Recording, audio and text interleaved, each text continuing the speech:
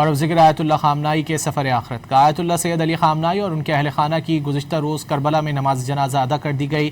تدفین آج مشہد میں امام علی رضا علیہ السلام کے روضے کے احاطے میں کی جائے گی۔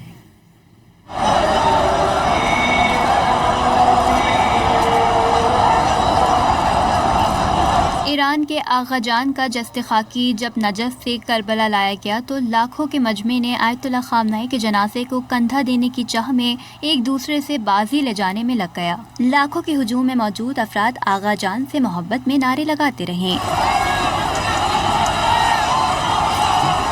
کوئی عقیدت مند جنازے سے کپڑا مس کرتا دکھائی دیا، کسی نے دور سے ہی سید کے جنازے کو پرسا دیا۔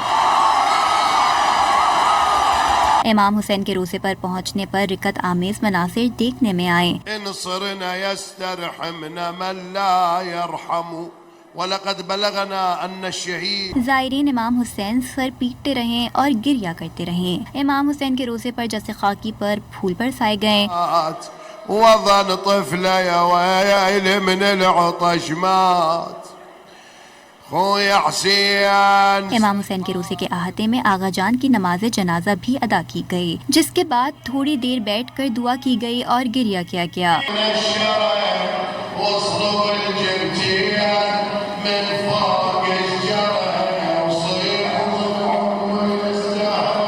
جس کے بعد جسد خاکی کو حضرت عباس کے روضے کی زیارت کو بھی لے جایا گیا۔ دنیا والآخرہ یا ابا عبداللہ۔ آج مشہد میں شہید آیت اللہ خامنائی کی امام علی رضا کے روضے کے احاطے میں تدفین کی جائے گی۔ لاتکم و موالات ولی